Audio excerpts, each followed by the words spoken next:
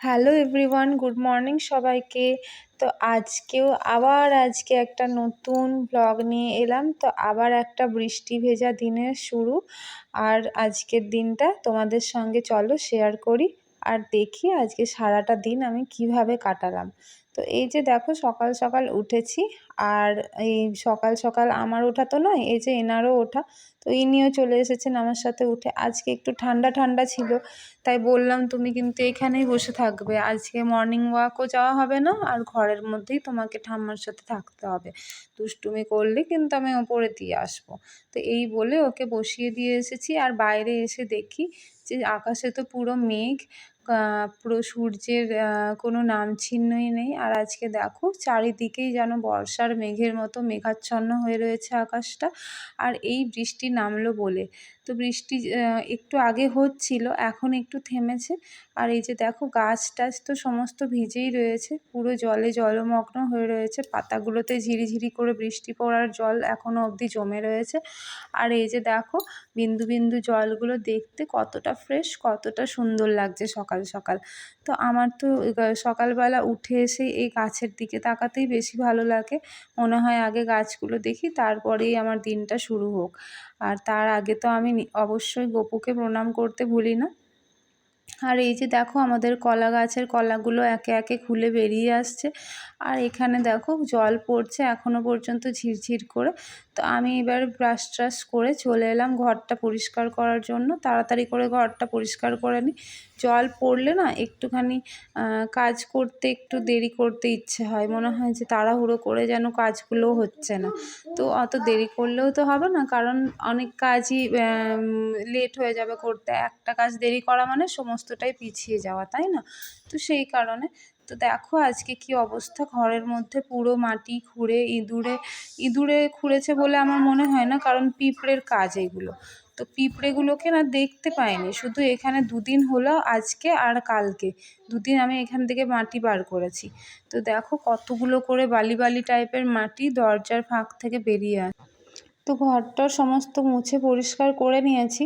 আর তার একটু পরেই দেখছি বৃষ্টি শুরু হয়ে গেছে, একদম ঝমঝম করে বৃষ্টি পড়ছে, দেখো কত জল বেয়ে বেয়ে পড়ছে।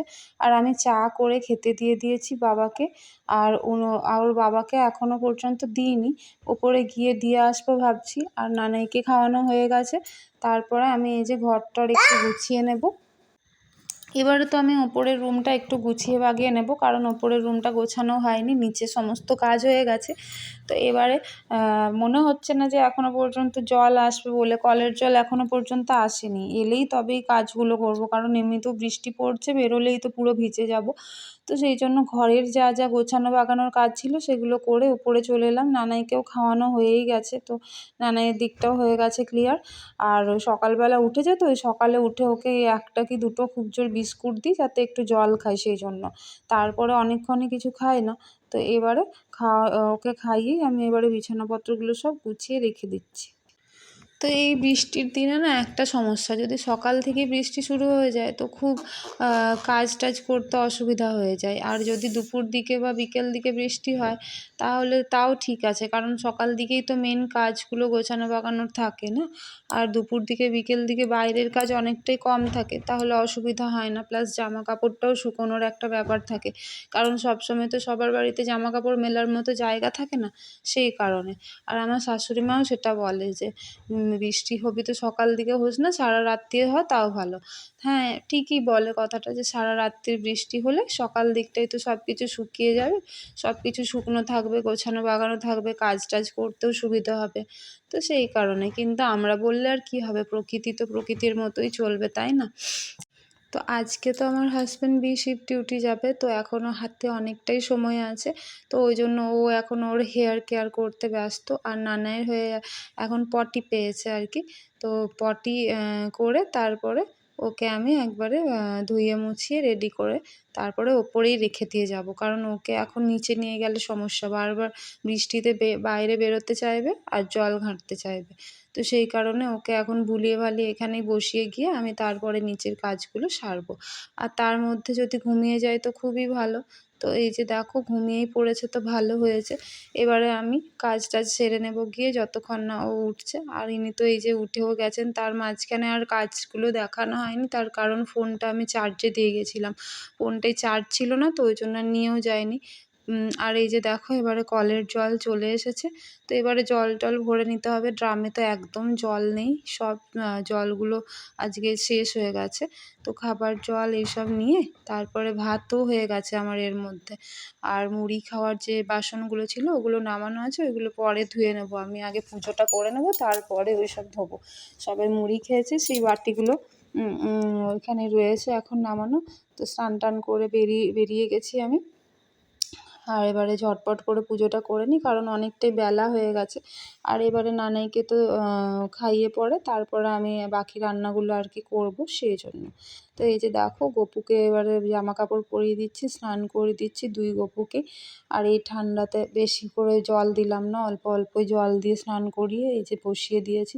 গপু একদম ফ্রেশ ফ্রেশ হয়ে বসে পড়েছে। আর একটু করে চন্দনের টিপ দিয়ে আরে একটু করে চন্দনের টিপ দিয়ে দেবো, আর তুলসী পাতায় চন্দন লাগিয়ে গপুর কাছে রাখবো, সেই জন্য। চন্দন ঘষতে না খুব ভালো লাগে না, কারণ অনেকক্ষণ ধরে ঘষবো, তবে গিয়ে অল্প একটু হবে। যদি তাড়াতাড়ি হতো ভালো হতো। আমার বাপের বাড়িতে একটা চন্দন কাঠ ছিল, ওটাই কিন্তু খুব তাড়াতাড়ি হতো। এই যে দেখো একটু করে দুই গপুকেই টিপ পরিয়ে দিলাম, চন্দন দিয়ে টিকা লাগিয়ে দিলাম। আর এবারে এই তুলসী পাতায় চন্দন দিয়ে গপুর পায়ে দেব। তো এটা তো দিতে হয়, সবাই বলে, সেই জন্য। আর জলে আর প্রসাদে গপুর যে জলটা দেওয়া হয়েছে আর প্রসাদে, সেই দুটোতেও দেওয়া আছে তুলসী পাতা। তো এক দুদিন তো আমি ভুলেই যাই যে তুলসী পাতা তুলে রাখতে, কারণ রবিবার দিন তুলসী গাছে হাত দিতে নেই, তো সেদিন তো তুলসী পাতা ছাড়াই দিতে হয়। তো আমার ছোটো মামি বলছিলেন যে তুলসী পাতা ছাড়া কখনো গপুকে প্রসাদ দিও না, উনি গ্রহণ করেন না। তো আমি বললাম আমি তো সেদিন তুলি না গাছ থেকে, আর এমনিতেও সন্ধেবেলায় অনেক সময় তোলা থাকে না, তো সন্ধেবেলা তো হাত দিতে নেই গাছে। তো উনি বলছিলেন যে তুলে রেখে দেবে একটা প্যাকেটের মধ্যে, শুকনো কী আছে, শুকনোটাই দেবে, কোনো অসুবিধা নেই। তো বলেছেন ঠিকই, কয়েকদিন করেও ছিলাম, তাও জানো এক দুদিন মাঝে মধ্যে ভুলে যাই, মনে থাকে না। আস্তে আস্তে এটাকে হ্যাবিট করতে হবে। আর এই যে আমার পুজো তো হয়ে গেল, আবার একটুখানি আরতি টারতি করে নেব, তারপরে আমি উঠে পড়বো এখান থেকে। আর তারপরে আবার সন্ধেবেলায় সন্ধে জ্বালতে এখানে আসা হবে। বাকি সময় তো এখন ঠাকুরদের বিশ্রামের সময়, এখন আর ডিস্টার্ব করা চলবে না, তাই না? তো এবারে রান্নাঘরে এলাম। আর এই যে আজকে হবে হচ্ছে মুসুর ডালের বড়া দিয়ে আর মাছ দিয়ে টক। তো কালকে যে মাছগুলো ছিল তার মধ্যে থেকে 3টে পিস রেখে দিয়েছিলাম, 3টে পিস ভালোই হয়েছে, 3জনের হয়ে যাবে। আমি বাসি মাছটা খাই না, আর নানাই তো ছোটো বাচ্চা, ওকে তো দেওয়াই যাবে না। তো আগের দিনের মাছ আমি কোনো দিনই খেতে ভালোবাসি না, ওই জন্য 3জনেরই 3 পিস রেখেছি। আর বাকি যে মুসুর ডালের বড়া সেই বড়া দিয়ে আমি আর নানাই খাবো। আর এখানে আলু ভাতেও করে নিয়েছি, ডিমও ভেজে নিয়েছি, ডালও আছে, তো কোনো অসুবিধা নেই। আর এই যে বেগুনিগুলো করেছিলাম, এগুলো মুড়ির জন্য, আমার মুড়ি খাওয়া হয়নি বলে এগুলো খাবো এবারে, সবার খাওয়া হয়ে গেছে। আর এই যে দেখো নানাই এখন স্নান করে বসে পড়েছে, এবার ওকে খাওয়া দাওয়া করিয়ে তারপরে ওপরে নিয়ে যাব। আর এই যে বাসনপত্র সব ধোয়া হয়ে গেছে, নানাইকেও শুইয়ে এসেছি, তারপরে ফিরে এলাম। আর বাবার তো আজকে স্নান করতে অনেকটা দেরি হয়ে গেছে, এই জাস্ট বাবা স্নান করে উঠলো। তার কারণ হচ্ছে আজকে বাবা ওই অনেক আবর্জনা জমেছিল, সেগুলো পরিষ্কার করছিল, অনেক দিন ধরেই জমেছিল। আসলে এখানে না ডাস্টবিন নেই, তাই আমাদের যে খালি কৌটো বা প্লাস্টিক সমস্ত কিছু আমরা একটা জায়গায় জড়ো করে রাখতাম, সেইগুলো অনেক হয়ে গেছিলো। আর এই যে এখন 4:30 5টা বাজে, তো এখন বাবা স্নান করলো। তো এখন বাবাকে একটু চা করে দেবো, আর তারপর আমি রুটিগুলো করে নেব ঝটপট করে। আজকে আশা করি কেউ আর আসবে না, ড্রয়িং করতে আসে, আজকে তো পড়তে আসে না, কিন্তু আজকে যেহেতু বৃষ্টি হচ্ছে, আর বৃষ্টির কারণে আসবে না হয়তো। তো আমি ওই জন্য ধীরে সুস্থেই করছি, কারণ যেহেতু মেঘলা ওয়েদার রয়েছে, আর প্লাস আমার একজন স্টুডেন্ট বলছিল যে আমি বাইরে যাব আর কি, তো ও হয়তো সেখানে গেছে।